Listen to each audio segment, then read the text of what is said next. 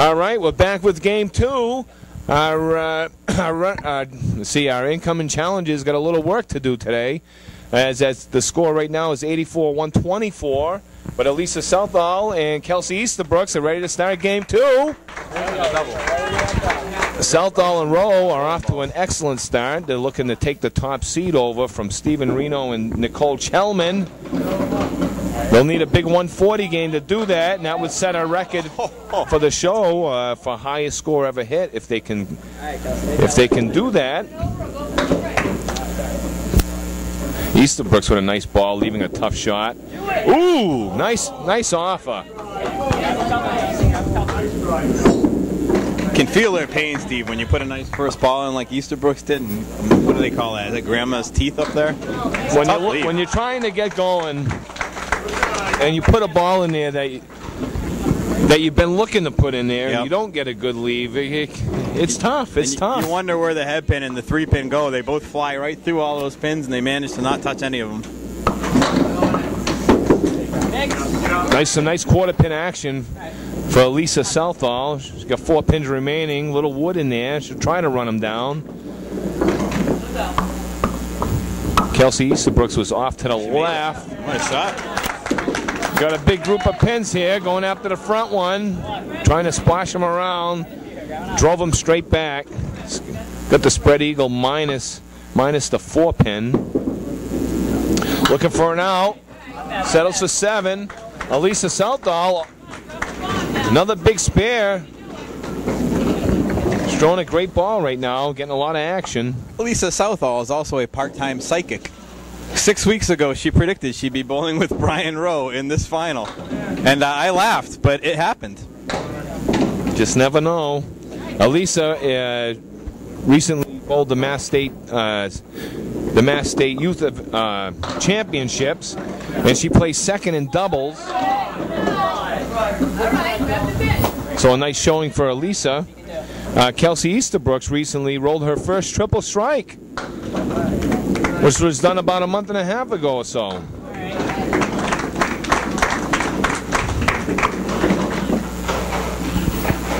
When you see Kelsey Easterbrooks, the name, you got it. Her dad, famous bowler. Skip Easterbrooks, been on TV a lot, and especially the last few years since coming out of retirement.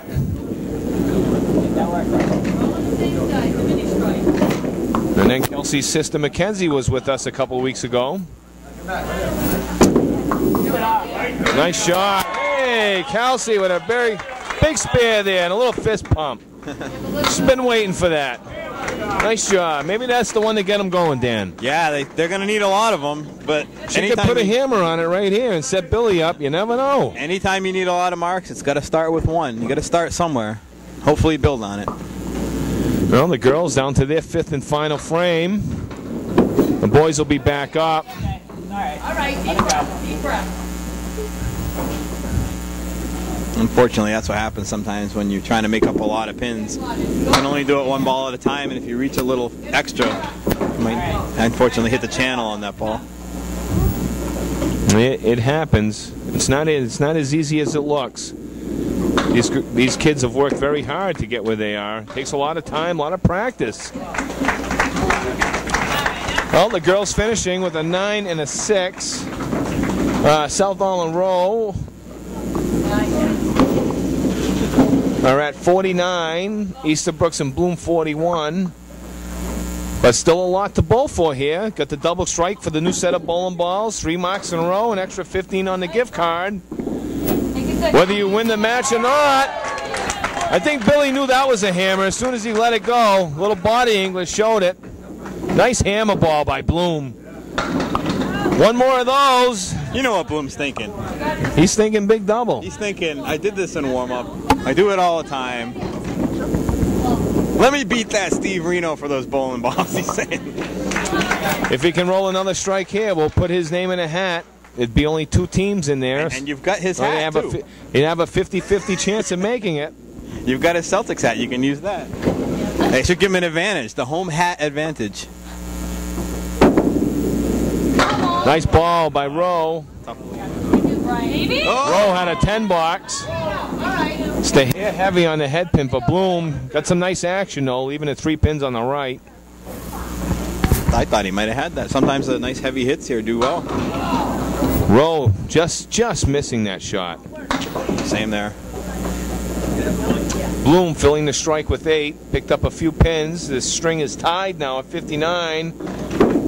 But they're still down to 20 pins in the match. 40 actually. Excuse me, 40 in the match. Well, if we either of the bowlers throw another strike, you know, we can have some excitement. Luke chasing the double again. That's always fun. Still got room for 3 marks in a row, Dan. We've got plenty of room for fireworks. And we still got the high-low jack, which was hit last week by Danielle Manser. Almost hit last week by 3 contestants in a row. Another hammer. That could easily have been a triple for Billy. Southall and Rowe right now looking probably to take the 2nd seed over with their score. And you made him nervous. We've seen some bowling this year in this age group. Yes. That was a good shot by, I don't know how he could have made that shot. That one. I thought he hit it just right, and if that didn't go, that may have been a roadblock all the way. Good out by Rowe, trying to run those 4 horsemen down. We got 2 frames remaining here.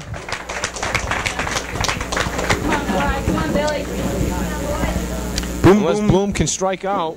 Versus the People's Champ. 2 of the more amusing nicknames.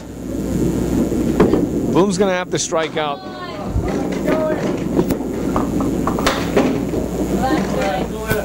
Well, Rowe got a shot.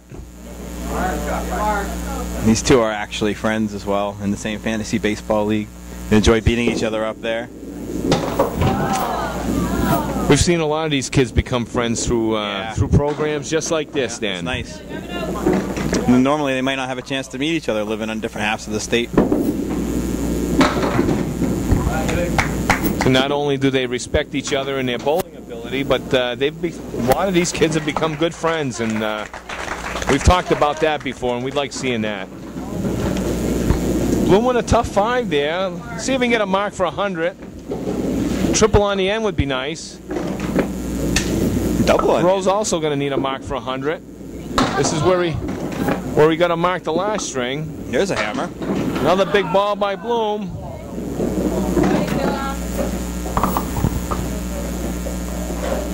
Billy Bloom bowled the state of championships. He placed first in doubles and teams, while Brian Rowe placed first in teams this year. So all our kids took home some hardware from the state tournament. Boom, boom all over that 10 pin. Nice spear by Bloom. See if we can get a big fill. A nice 9 for Rowe and a very respectable score. Get over. There it is. How about a hammer? Come on. Throwing everything he can at those pins. Good 9 fill by Billy Bloom. Finishing with a 101. Very respectable. And our final scores today. The runners-up, Kelsey Easterbrooks and Billy Bloom, a 185. And our champions today, and our team moving on to the Heat Seekers Championship next month, is Elisa Southall and Brian Rowe with a nice 218. So great job.